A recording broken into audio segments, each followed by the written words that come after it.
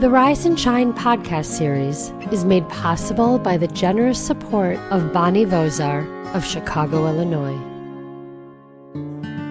I leave little love notes to myself from myself around the house. Stick one in a book, stick one in the bathroom somewhere, right? And you will be shocked when you find them. You're like, I didn't know how badly I needed to hear that from myself today. This is Rise and Shine, a podcast that offers timeless wisdom and uplifting meditations to fill your heart, feed your soul, and start your day on a positive note. Here is Adrienne Gold-Davis. The word Jew, or Judah, comes from the name Yehuda, which means thanks, like the word Todah. It's the foundation of our name and our essence, and for thousands of years, our people have sought to see the good, to notice and highlight the good. It's kept us humble, and it's kept us happy. More recently, Psychology Today magazine said the following about the benefits of gratitude. Listen to this. Gratitude is an emotion expressing appreciation for what one has, as opposed to, for example, a consumer-driven emphasis on what one wants. Gratitude is getting a great deal of attention as a facet of positive psychology. Studies show that we can deliberately cultivate gratitude and can increase our well-being and happiness by doing so. In addition, gratefulness, and especially the expression of it to others, is associated with increased energy, optimism, and empathy. Well, we could have told you that, folks.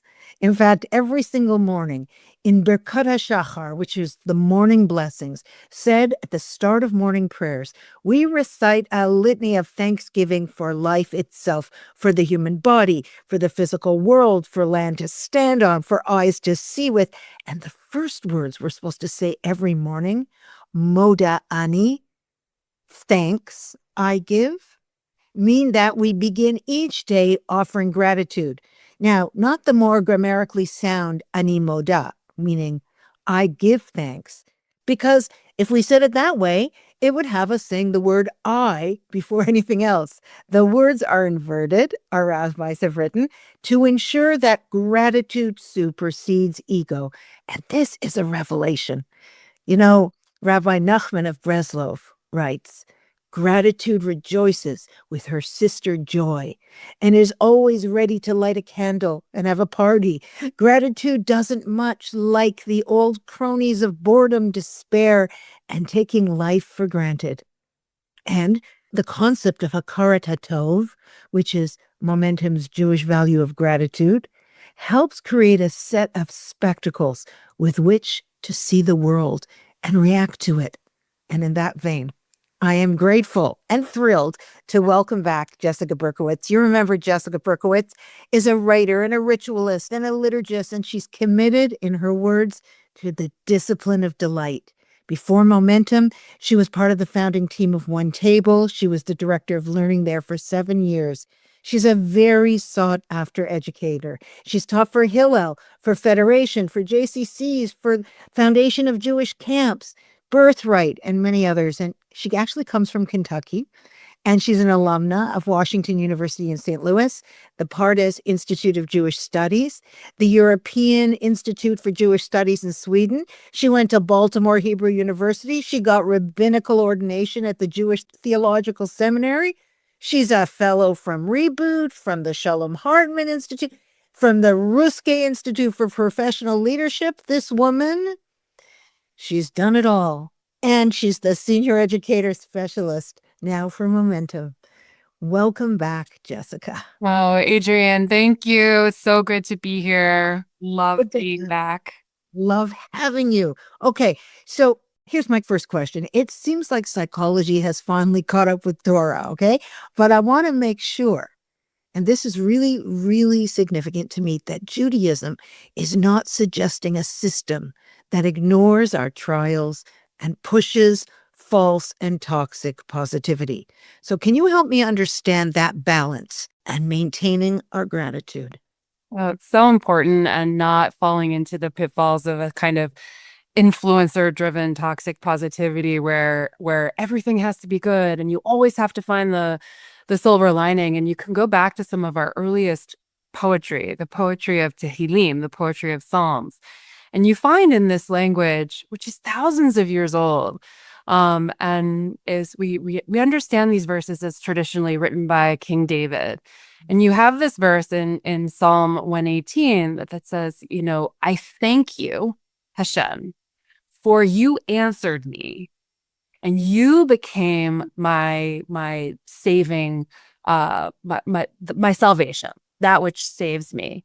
And what we find even in this the oldest example of poetry is a verse that explicitly links gratitude, the gratitude of thanks, to having been answered. And I want to be really clear here that the response is a response to distress, a response to pain, a response to feelings of loneliness and isolation.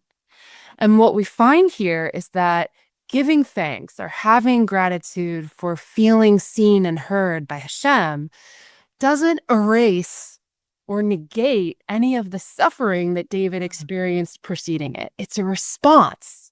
Oh, okay. So that's great for David, who obviously had a relationship with Hashem, God, our creator, whatever you want to call it. But how do you feel gratitude if there's only one God? God created the problem as well as the solution. How do you say, thank you for giving me that solace and thank you for being there for me through it? Like, doesn't it work? It's funny, like, I have a friend who has a bracelet that says Gamze Ya'avor, which means like this too shall pass. Right. And she wears it all the time. And so I was asking her about it and I'm like, isn't this too shall pass? Isn't this kind of like a thing you say when something bad is happening? And she's like, no. I say Gamze Ya'avor when something good is happening. And I think this is a peculiarly Jewish response to something good happening, which is like, this too shall pass also. That we remember at our highest highs, like when we, and this is our answer to toxic positivity, is like, this too shall pass, don't worry. when you're feeling really great, this too shall pass. And if you can have that attitude, and if you can have that sort of lens through which to view even the best things, then it helps raise you up when you're at your lowest. And I think gratitude is both of those things. It's gratitude for even the most difficult challenges where we say this too shall pass and this is going to make me who I am and this is like going to become a foundational building block. And also those high highs and those moments of success, this too shall pass. Wow. Yeah, it's a humbling and comforting concept. My mother always said that. I also actually have a bracelet that I wear all the time. And I think that in some ways, knowing that you won't always be at the top of the wheel and also you won't always be at the bottom of the wheel can help us get through difficult things. But if the psychological kind of zeitgeist out there now is naming and speaking about our gratitude has a positive effect on our mental health, then is the default position that Judaism wants for people, for us, to be in a constant state of gratitude? That's a great question. I think Judaism wants us to be in a constant state of awareness and intention. So in the Gemara, our sages teach us that we are obligated. It's like actually Adam Chayav, like that every person has a chiyuv, like an obligation. Okay. Livarech al hara'ah, to bless over the ra, the bad, just as we would say a blessing over the good. And that sounds so bizarre and counterintuitive. Like, what kind of people would make a bracha, like say a blessing or express gratitude over the bad as well as the good?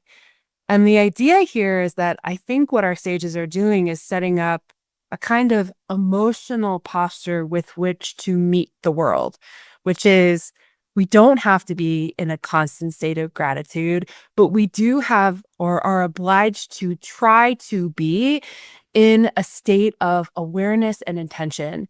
Pain is pain. our relationship to pain should be one of awareness and intention. And that is part of the reason why when we hear bad news, we say Baruch Dayan Ha'emet. We say a blessing when we hear about loss, when we You hear, better translate that. You better translate that. please, blessed, Baruch, blessed Dayan, the judge, Ha'emet, the true judge, that we cannot possibly understand why there is suffering and why there is grief and why there is loss. But even in suffering, grief, and loss, we are going to acknowledge that there is a truer judge who is beyond us, and that there is a view of what is happening. I like to call it God's eye view, that is something more, and that we cannot possibly imagine that purpose. And that when we have that posture to the world, that very posture, that very way of holding ourselves in relationship to grief and loss and pain is an expression of gratitude. Wow. Wow, wow, wow.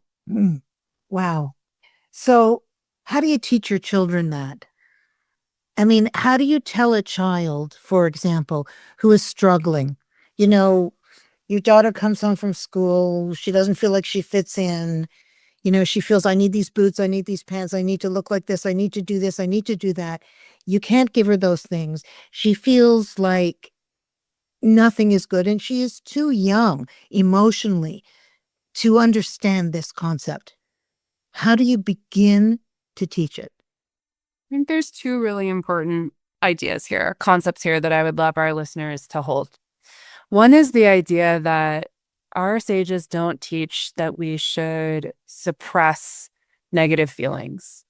The Rambam, who famously codifies so much of our halakha, so much of Jewish law in the early Middle Ages in the Mishnah Torah, doesn't say you shouldn't be angry.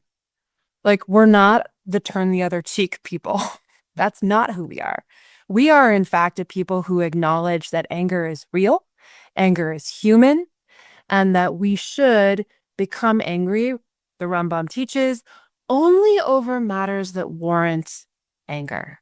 Now, this is fascinating because you would think that maybe the sages would say, like, anger management, suppress your anger, learn how to channel your anger. And what we're actually hearing is, like, sometimes there are situations that warrant anger, and that our job, But not acting out in anger. yeah, exactly, that our job is to understand those emotions as part of our God-given humanity, and to really reject emotional suppression, reject a kind of numbness or denial, but really own our feelings and act on them in ways that are appropriate.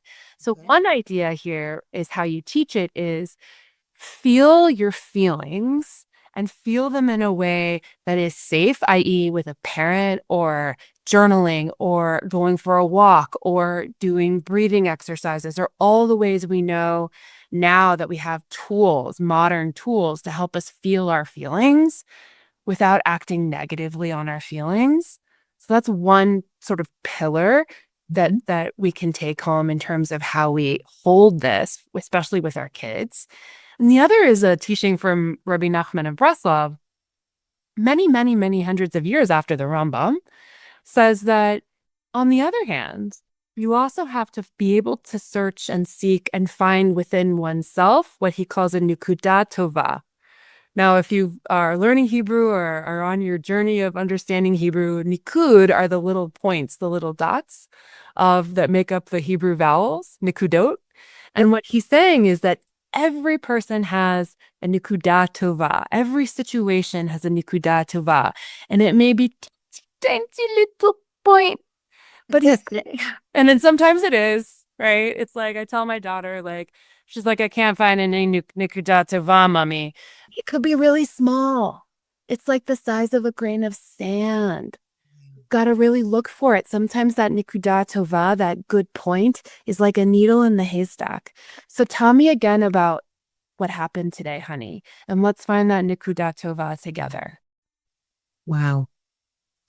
Wow, I wish we could act this out right now. I wish we could sort of, kind of role play it. I think that we're much more adept at finding that dot of bad than we are the dot of The good. dot of good. I know. What do you think the opposite to gratitude is? If you had to pick a word that was the opposite of gratitude, I've been thinking about this. I'm curious to hear what you would say. Indifference, Huh. Arrogance? arrogance, Indifference? Thanklessness? yeah, a kind of numbness, a closed offedness. And negativity? I find it absolutely soul crushing to know that there are millions of people in the world who wake up every day and can't feel or find that nikuda, that any point of joy or any point of happiness or any point of gratitude. It is soul crushing, but that's situational. I'm not talking about people with clinical depression, God forbid, who can't do it. I guess what I'm thinking is that if our MO as we move through life is to look for those nikudot, if we're looking for them constantly, then do we become Pollyanna? And do we look for them to name them, or do we look for them to name them to ourselves? Because there's nothing I hate worse than someone saying, look at the bright side, you know? I know. So annoying. Is it meant for you to say to yourself, for example, if someone is ill or suffering? I know Judaism teaches me that it's not, there's something in the Talmud that says, you don't use words of comfort when the corpse is in the room. In other words, somebody has just lost something. It's not a time for philosophy. It's not a time for gratitude. Right. When is it the right time? When is it the right time with somebody else to name it? Is there ever a time? Because two things, and this is something I want you to weigh in on. Two things I hear about all the time from women. One is that they feel unseen, that no one has gratitude for their efforts, that they're not appreciated, that they are invisible, that nobody is giving them what they need to feel seen and appreciated. So let's just start with that one for a moment. What do you tell a person who is legitimately feeling that? And they may be correct. They may not be getting what they need because they work for ungrateful people or they live with ungrateful people. I'll take a page from my daughter's brilliant therapist, Okay. who told me that sometimes you need to hear you need to hear things quietly. She said, your daughter will hear the good that you share with her more loudly if you say it quietly. She said, when the next time you want to praise her for something, instead of just saying good girl or that was awesome or whatever, pull her in close and whisper in her ear, you did a great job, or I'm proud of you. So one thing is, what are the quiet moments that you can tell yourself that? Like, what are the places, whether it's a Post-it note that you leave for yourself on the computer, or having like little reminders to yourself, so that you're not relying on external gratitude, but you're creating a gratitude loop, a gratitude feedback loop within your own life, within your own self. And I the other thing she told me to think about doing is like hiding little notes. Wow. So we think about doing this for other people, but have you ever thought about doing it for yourself? Because I guarantee when you hide those notes, you forget where they are. Like I, at 44 years old, can't remember where I put anything. So I leave little love notes to myself from myself around the house. Stick one in a book, stick one in the bathroom somewhere, right? And you will be shocked when you find them. You're like, I didn't know how badly I needed to hear that from myself today. Like, and having that sense of self-love and self-gratitude. One more tip for our listeners. Yes. I know that many of you have probably heard of the gratitude jar, but if you do this on your own or as a family, right, you have a jar. Doesn't have to be every single day, but over the course of a year, you have little slips of paper and you put your little notes of things that you're happy about and grateful for into that jar. And then every year, Erev Rosh Hashanah, you dump that jar out on the table as a family and you read back to each other. You read back the amazing moments of gratitude that you felt over the year. It is life-changing. It is so sweet and so fun, and you can do it with kids, and you can do it with your partner. You can do it with older kids. You can do it with any age. It's amazing. Takes 2 seconds, a jar and some slips of paper. You know what strikes me about this, Jessica? And this might be the entry point for people who struggle with gratitude, because we all have, different measures of traits within us. And there are people who do see the cup as half full. It's just the way they come out. The thing that strikes me about the jar and the once a year is that it's not asking of ourselves every day to be Polly Sunshine and go, look how great everything is. It's giving us a year to build the practice. And then when you spill it out before Rosh Hashanah and you look back at how much there is there, perhaps in hindsight, it's easier to be grateful, but you've already done sort of the neural pathway work by forcing the note in the jar, even when you're rolling your eyes doing it. And maybe that's what we need to do to develop the gratitude muscle, is to recognize, like many other things, that it may not come naturally to us. And we know that it certainly may not come naturally to others around you.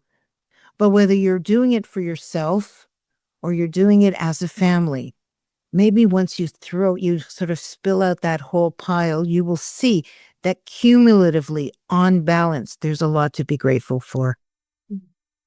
So beautiful the way you put that. And I think it touches on something really important that you said earlier, which is that there are, and I'll speak in I statements, I suffer from clinical depression and I take a wonderful SSRI. And occasionally I'll get it in my head because I feel so much better on my SSRI that I'm totally good now and I don't need to take my SSRI. Yeah. And then I'll stop taking my SSRI and a few weeks later I'll be like, wow, why can't I get out of bed? I'm like, what's going on? So this is a shout out to all my sisters who suffer from clinical depression. We see you. And what Adrienne said earlier is really important, which is that, it's so annoying when you're in a slump, right? When you're in a bout of depression and someone says, have you tried exercising? Or, Oh, yeah. yeah, have you tried sitting in front of a lamp or something? And I'm like, girl, I'll let you know when I can uncurl myself from the fetal position.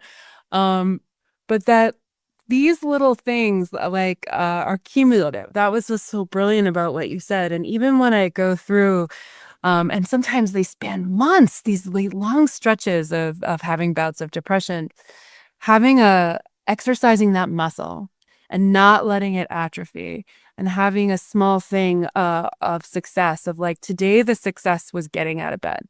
Mm-hmm. And that goes in the jar. Nothing too small. Right? Today, I managed to brush my teeth twice. Huge accomplishment. Nothing too small. So to honor wherever you are on this journey of gratitude, to honor in the smallest possible ways, and express that gratitude for yourself, I think is profound. Oh, Jessica.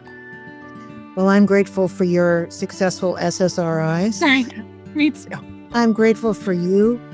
I'm grateful for this conversation, and I'm grateful for permission to give myself gratitude if no one else is giving it to me. Amen. Thank you. Thank you. Thank you. We'll speak soon. Thanks for listening to Rise and Shine. Don't forget to rate, review, and subscribe to Momentum Podcasts on Apple, Spotify, or wherever you get your podcasts. Join Adrienne again next time for more timeless wisdom and uplifting meditations that fill your heart, feed your soul, and start your day on a positive note.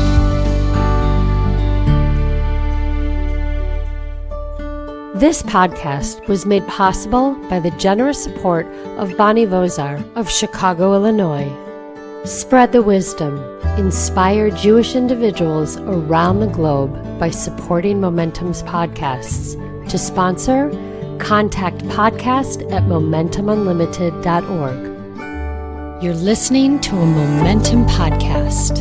For unlimited inspiration, wisdom, and empowerment, visit momentumunlimited.org.